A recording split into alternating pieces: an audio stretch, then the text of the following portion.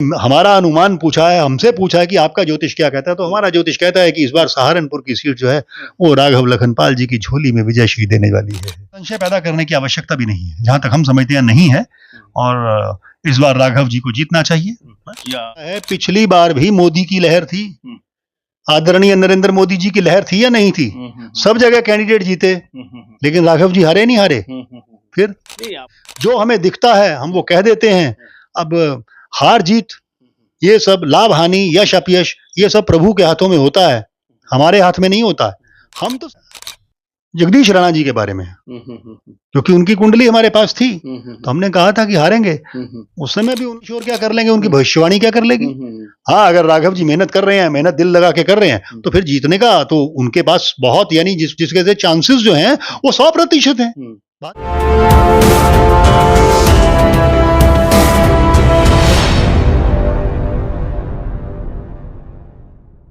लोकसभा चुनाव को लेकर जहाँ सियासी पंडितों ने अपने चोट गणित भाग गुणा लगाने शुरू कर दिए। ये जीतेगा, ये इतने आंकड़े से जीतेगा, ये लोग या ये समाज या ये गुट के लोग इसको इतना परसेंटेज देंगे, ये यहाँ पे ये इस विधानसभा में ज्यादा बढ़ेगा, इस विधानसभा यहाँ पे घट जाएगा। सियासी पंडितों के अलग अलग गणित निकल कर आ रहे हैं इस लोकसभा चुनाव के बाद। अगर हम करते हैं तो सहारनपुर लोकसभा चुनाव की भविष्यवाणी भी लोगों ने, या ये कहा जाएगा आध्यात्मिक लोगों ने करनी शुरू कर दी है। भविष्यवाणी को लेकर हम चर्चा करेंगे। भविष्यवाणी करने के लिए हमारे साथ में दिव्य शक्ति अखाड़े के आचार्य महामंडलेश्वर संत किशोर कमल जी साथ में बातचीत करेंगे, चर्चा करेंगे किस तरह की भविष्यवाणी करना चाहते हैं सहारनपुर लोकसभा चुनाव को लेकर, किसको जिताना चाहते हैं, किसको हराना चाहते हैं, क्या इनका गणित कहता है, क्योंकि भविष्यवाणी का गणित भी एक बड़ा गणित होता है। इस गणित के माध्यम से किसको विजयश्री मिलेगी और किसको मिलेगी हार, इस पर चर्चा रहेगी। संत कमल किशोर जी, आपका जेडीयू में बहुत बहुत स्वागत है। धन्यवाद जी। भविष्यवाणी का दौर शुरू हो चुका है, तमाम लोगों की जो है प्रक्रिया आनी शुरू हो चुकी है। आपकी भी प्रक्रिया भविष्यवाणी को लेकर जो है कि भविष्यवाणी में ये हो सकता है, वो हो सकता है, किस तरह की भविष्यवाणी आप इस चुनाव को लेकर कर रहे हैं? हम तो सिर्फ सहारनपुर के बारे में ही कह सकते हैं जी, क्योंकि सहारनपुर में हमने जब राघव लखनपाल शर्मा जी की कुंडली और उनका आभा मंडल देखा था, तो उस हिसाब से हमने उनसे ये कहा था कि आपका 2024 में राजयोग है। जब कब की बात कर रहे हैं आप? ये बात है करीबन 2022 की जी, 2 साल पहले की। हमने उनसे कहा था कि आपके पास राजयोग है। अब आप ये जान लें कि राजयोग होता क्या है। हर एक के जीवन में राजयोग आता है जी। अब जैसे एक कोई पार्टी हो रही है शादी की, 300 आदमी को बुलाया और 500 आदमी आ गए, खाना कम पड़ गया, तो सब्जी कम पड़ गई, दाल कम पड़ गई, शाम का समय है, कहां से एकदम से खरीद के लाई जाए। अचानक वहां से एक ठेली वाला गुजरता है जो पूरा दिन धक्के खाता फिर रहा था और बड़ी मुश्किल से 100-125 रुपए की सब्जी बेच पाया है। उसी समय हलवाई कहता है मालिक से, बाबूजी ये सब्जी वाला जा रहा है, टमाटर आलू सब खरीद लो, टमाटर आलू की सब्जी धड़ धड़ फटाफट तैयार कर देंगे हम। मालिक बोलता है, हाँ भाई कितने की हुई तेरी सारी सब्जी, सारी रख दे यहाँ पे। वो कहता है 5,500 की। सारी की सारी सब्जी वहीं उतरवा ली जाती है।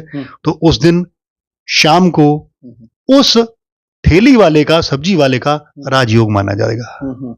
राजयोग मतलब है कि जब बेहतर हो जाए तो उसको राजयोग मानते हैं आपकी भाषा में। तो आपने राघव लखनपाल की कुंडली खंगालने का काम किया है, तो राघव लखनपाल शर्मा की अगर हम बात करें, उनके लिए क्या बेहतर होने वाला है 2024 लोकसभा चुनाव में? अब मैं उससे पहले एक बात और कहना चाहूंगा। कुंडली एक छोटा सा बीज होता है जिसमें हम ये पता करते हैं कि आने वाला भविष्य कैसा होगा। ठीक है।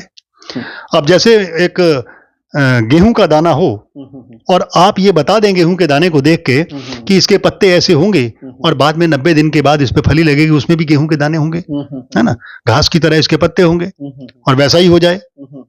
तो जिसने कभी गेहूं के दाने के बाद वो पौधा नहीं देखा, तो वो तो आपको भविष्यवक्ता ही समझेगा ना, कि देखो इसने एक छोटे से बीज को देखकर बता दिया कि इस तरह के पत्ते निकलेंगे और इस तरह के इस पे सिट्टे लगेंगे और जिसमें गेहूं की बालियां लगेंगी।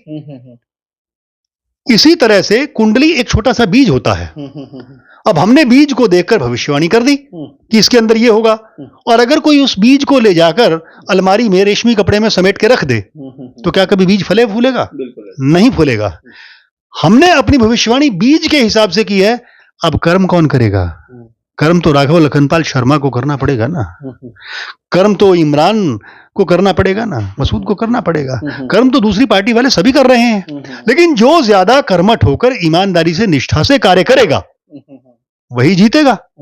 और इस समय राजयोग की बात करें तो राजयोग राघव लखनपाल शर्मा की फेवर में है। राजयोग किस तरह के राजयोग की बात करें? बात हो रही है विजय श्री की जाए, बात करें तो हार की बात होती है चुनाव में। राजयोग की बात आपकी भाषा में हो सकती है क्या? राघव लखनपाल किस राजयोग की आप बात कर रहे हैं? क्या ये राजयोग जो विजय श्री में बदलने वाला है? बिल्कुल बदलेगा। जहां तक हमारा अनुमान है वो बदलेगा, विजय श्री में बदलेगा और थंपिंग मेजॉरिटी से जीतेगा। बस यही है राजयोग उसकी कुंडली में, और वो इस बार जीतेगा, थंपिंग मेजॉरिटी से जीतेगा। तमाम एग्जिट पोल वाले, मीडिया वाले भी एग्जिट पोल लगाने का कार्य करते हैं। समय से पहले हो जाए उसका विश्लेषण करने के बाद वो बताते हैं कि ये इतने यहाँ से निकल आएगा, ये इतने ये वाली पार्टी को इतनी सीटें मिलेगी, ये वाली पार्टी को इतनी सीटें मिलेगी। क्या ये केवल आंकलन माती है आप लोगों का, या कोई गणित आपका बोलता है? देखिए, ज्योतिष शास्त्र एक स्पष्ट गणित है, और गणित की गणना में 2 और 2 4 ही होते हैं। गणित की गणना में 2 और 2 5 नहीं होते या 6 नहीं होते। शास्त्रों में जो गणना दी गई है हमने उस हिसाब से गणना की, उनके ऑरा को देखा। जब राघव लखनपाल जी हमारे पास आए थे हमने उनके ऑरा को देखा। उसी समय हमने कहा था कि देखिए आपका, उन्होंने पूछा 2024 कैसा, हमने कहा 2024 में टिकट लाना देखिए उनकी जिम्मेदारी है, वो मेरी नहीं है। टिकट उनको मिला है, चाहे किसी भी पार्टी से मिला है, भारतीय जनता पार्टी से मिला है, बड़ी अच्छी बात है। और इस बार वो अवश्य ही विजय श्री को हासिल करेंगे, जीतेंगे, थंपिंग मेजॉरिटी से जीतेंगे। और इनका राजयोग बहुत अच्छा राजयोग है, बस इतना ही हम कहना चाहेंगे। बहुत अच्छा राजयोग है। क्या ये जीतने के बाद जो है किसी मंत्रालय को संभालने का कार्य करेंगे, ऐसा कुछ आपको लगता है? हाँ बिल्कुल बिल्कुल, आपने बहुत अच्छा सवाल पूछा है। बिल्कुल ऐसा ही है। ऐसा है, बताइएगा। आने वाले समय में इनको किसी मंत्रालय में भी कोई अच्छी जिम्मेदारी दी जा सकती है।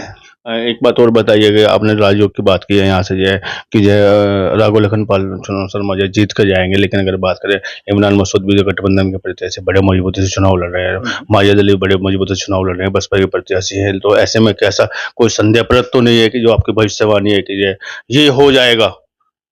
आपको कहीं इसको लेकर कोई संदेह तो नहीं है? श्योर हैं आप? हमें तो कोई संदेह नहीं है। हाँ, लेकिन मैंने आपसे पहले ही कहा है कि अगर कोई बीज को ले जाके, नहीं बीज तो बोया गया, मेहनत बोया गया, मेहनत हो रही है, तो विजय श्री मिलेगी मिलेगी, है ना। क्योंकि देखिए इसमें अकेले का भाग्य नहीं काम किया करता, साथ में जितने वर्कर्स जुड़े हुए हैं, साथ में हजारों लोगों का भाग्य, लाखों लोगों का भाग्य जब वोट डालते हैं उनका भी भाग्य साथ में जुड़ा हुआ होता है। तो आपकी भविष्यवाणी को लेकर किसी तरह का संशय पैदा करना जाए, उम्मीद से बाहर है। हमें तो देखिए, हमें नहीं, उम्मीद से बाहर है। आपको कोई उम्मीद नहीं है कि संशय पैदा किया जाए? हाँ, संशय पैदा करने की आवश्यकता भी नहीं है, जहां तक हम समझते हैं नहीं है। और इस बार राघव जी को जीतना चाहिए। या जय संत कमल के सो जाए, भगवान रामचंद्र के मंदिर के बाद जो भगवानमय माहौल बनाया, मोदी जी ने जो भगवानमय माहौल बनाया, भाजपा ने जो भगवानमय माहौल बनाया, उस भगवानमय माहौल को लेकर आप ऐसी भविष्यवाणी करते हैं तो हो ही जाएगा। क्या आपकी बात है जब भगवानमय होकर बोल रही है? ऐसा है, पिछली बार भी मोदी की लहर थी, आदरणीय नरेंद्र मोदी जी की लहर थी या नहीं थी? सब जगह कैंडिडेट जीते, लेकिन राघव जी हारे नहीं हारे। फिर नहीं, आपने पहले बोल रहे थे कि हारोगे, आप तो ये कह रहे कि हारे नहीं, ऐसा आपने हारे थे ना पिछली बार। नहीं, ऐसी भविष्यवाणी हुई थी। हाँ, उस समय हमने उस समय जो भविष्यवाणी की थी वो की थी अपने जगदीश राणा जी के बारे में, क्योंकि उनकी कुंडली हमारे पास थी, तो हमने कहा था कि हारेंगे। उस समय भी उन लोगों को बड़ा आत्मविश्वास था कि हम जीतेंगे, 2.5 लाख से तो हमारे होते हैं। हाँ, वो हम तो जीतेंगे जीतेंगे जीतेंगे। अगर कोई हमारे पास आता है तो हम उसे बता देते हैं जो हमारी समझ में आता है। क्योंकि हम एक संत आदमी, हम किसी पार्टी से तो जुड़े हुए हैं नहीं, किसी पार्टी के तो होते नहीं। संत तो सभी के सभी सर्व समाज के हैं, हम सर्व समाज के व्यक्ति हैं। जो हमें दिखता है हम वो कह देते हैं। अब हार जीत, ये सब लाभ हानि, यश अपयश, ये सब प्रभु के हाथों में होता है, हमारे हाथ में नहीं होता है। हम तो सिर्फ अपनी गणना करके कह देते हैं, बाकी सब जो होता है वो सब प्रभु के हाथ में होता है। जैसे मैंने अभी आपसे कहा था कि बीज है बीज को अगर कोई जाके अलमारी में धर दे तो फिर संत कमल किशोर क्या कर लेंगे, उनकी भविष्यवाणी क्या कर लेगी। हाँ, अगर राघव जी मेहनत कर रहे हैं, मेहनत दिल लगा के कर रहे हैं, तो फिर जीतने का तो उनके पास बहुत, यानी जिसके से चांसेस जो हैं वो 100% हैं। बात ही खत्म हो जाती है। एक अहम सवाल आपकी तरफ आ रहा है, देश की सत्ता क्या सौंप रहा है फिर से आपका ज्योतिष? नहीं, इसके बारे में हम कुछ नहीं कह सकते, क्योंकि देखिए हमारे पास जिसकी कुंडली आई या जिसको हमने देखा, जिससे हम मिले, जिसका हमने ऑरा देखा, उसके बारे में तो हम कह सकते हैं। अब पूरे देश के बारे में, पूरे देश के कैंडिडेट्स के बारे में हम कैसे भविष्यवाणी कर दें?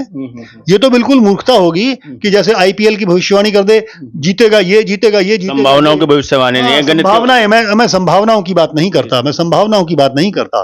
मैं तो सीधी सी बात करता हूं कि ज्योतिष एक गणित है, ज्योतिष एक शास्त्र है, ज्योतिष विज्ञान से भी ऊपर की चीज है, परा विज्ञान है ये। तो जो ज्योतिष कहता हम तो वो कह देते हैं, बाकी ईश्वर जाने। मैंने आपको कहा कि लाभ हानि, यश अपयश, ये सब प्रभु के हाथ में होता है। और जहां तक आपने हमारा अनुमान पूछा है, हमसे पूछा है कि आपका ज्योतिष क्या कहता है, तो हमारा ज्योतिष कहता है कि इस बार सहारनपुर की सीट जो है वो राघव लखनपाल जी की झोली में विजयश्री देने वाली है। चले गए थे संत कमल किशोर जय दिव्य शक्ति अखाड़ा के जहाँ महामंडलेश्वर है और जो बड़े ज्योतिष वक्ता माने जाते हैं। तमाम बार आपने ज्योतिष की जो है भविष्यवाणी की है और इसमें जो है इनका सफलता भी कई बार हाथ लगी है। या यूँ कहा जाए कि जब जब इन्होंने भविष्यवाणी की है उसमें सफल हुए हैं। तो बातचीत करने के लिए आपका बहुत बहुत धन्यवाद, बहुत बहुत आभार। धन्यवाद। जीडी न्यूज की सभी वीडियोस देखने के लिए यूट्यूब पर सब्सक्राइब कीजिए जीडी न्यूज चैनल को और फेसबुक पर वीडियोस देखने के लिए जीडी न्यूज चैनल को लाइक और फॉलो करें। धन्यवाद।